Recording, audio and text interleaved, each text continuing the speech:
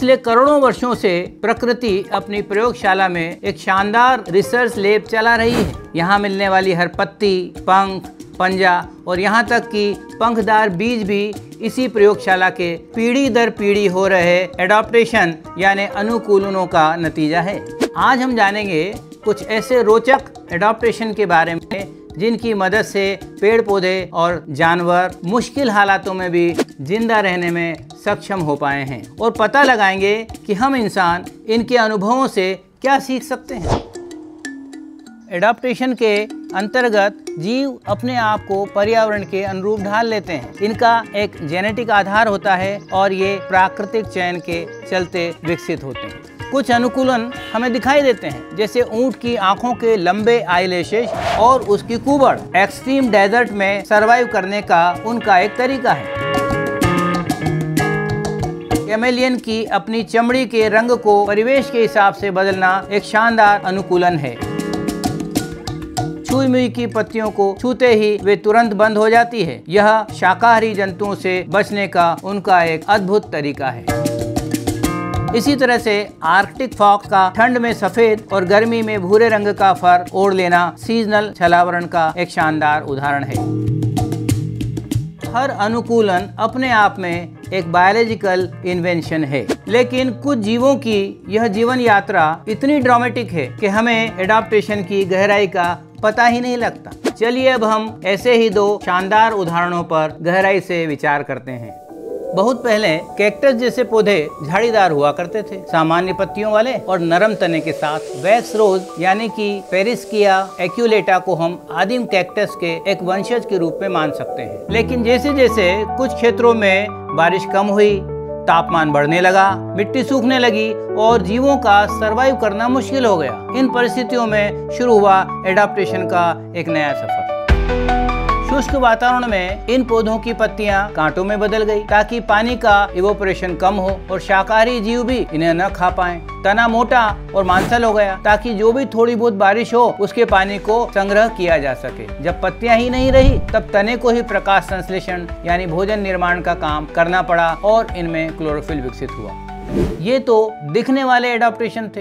इनके अलावा ना दिखने वाले भी कई अनुकूलन होते हैं। उनकी बात करें तो दिन में पानी बचाने के लिए ये पौधे अपने स्टोमेटा बंद रखते हैं और रात में अपने स्टोमेटा खोलकर कार्बन डाइऑक्साइड को अपने शरीर में जमा कर लेते हैं। लाखों करोड़ों वर्षों के इवोल्यूशन ने इन कैक्टस को डेजर्ट का चैंपियन बना दिया है। ये प्लांट्स हमें यह सिखाते हैं कि मुश्किल परिस्थितियों और कम संसाधनों में भी जीवित रहना संभव है, बस चाहिए उचित स्ट्रेटजी।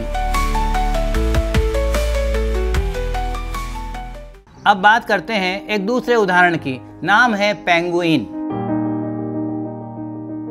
एक शानदार जीव जो हमेशा अपने चाल ढाल और रंग रूप से आकर्षित करता है। पेंगुइन की विकास यात्रा आज से करीब 6 करोड़ वर्ष पूर्व शुरू हुई, जब डायनासोर के विलुप्तीकरण के बाद पृथ्वी की जलवायु बदलने लगी।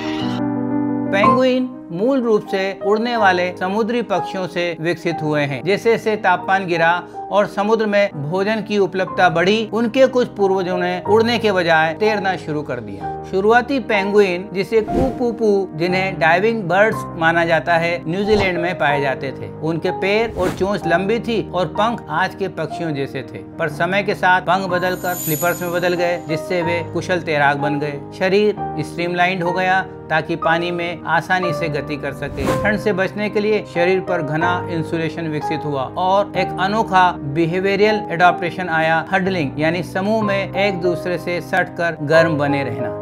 आज के पेंगुइन साउथ हेमिस्फीयर में पाए जाते हैं, अंटार्कटिका, दक्षिण अमेरिका और ऑस्ट्रेलिया तक। उड़ने की क्षमता खोना उनके लिए नुकसानदायक नहीं बल्कि एक इवोल्यूशनरी एडवांटेज था, जिससे वे समुद्र की गहराइयों में भी अपना भोजन ढूंढ सके।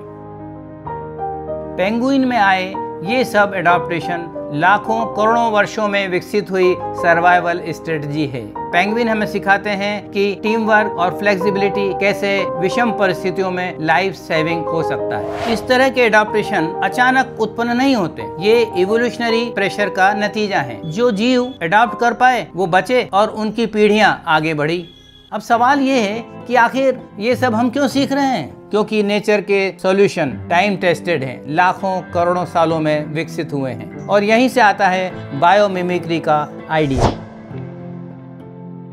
आपने हमारे चैनल पर पहले ही देखा है छिपकली के पैरों से इंस्पायर्ड गेको टेप और मकड़ी के जालों से inspired bird saving glass. Biomimicry का अर्थ है नेचर से सीखकर उसके टाइम टेस्टेड आइडियाज को ह्यूमन प्रॉब्लम्स के सॉल्यूशन में उपयोग में लाना। ये सिर्फ कॉपी पेस्ट नहीं है, बल्कि ये समझना है कि कोई एडॉप्टेशन कैसे काम करता है और उसे नए कॉन्टेक्स्ट में कैसे अप्लाई करें। नेचर हमसे कहीं ज्यादा सीनियर है और ज्यादा समझदार भी। आज जब सारी दुनिया इंक्रीजिंग पोल्यूशन, क्लाइमेट चेंज और रिसोर्सेज की कमी के संकटों से जूझ रही है, ऐसे में मुझे लगता है कि प्रकृति ही हमारी बढ़िया टीचर हो सकती है। प्रकृति ने इवोल्यूशन का ब्लूप्रिंट बना दिया है। अब हमारा काम है उसे पढ़ना, समझना और हमारे फायदे के लिए उसे फॉलो करना। हमारी बायोमिमिक्री प्लेलिस्ट जरूर देखिए, जहां नेचर से इंस्पायर्ड कई इनोवेशंस की झलकें आपको मिलेगी। तो फिर मिलते हैं अगली बार ऐसे ही रोचक, मनोरंजक और इंफॉर्मेशन वीडियो के साथ। अनफोल्ड द नेचर को सब्सक्राइब करना और बेल आइकन दबाना न भूलें।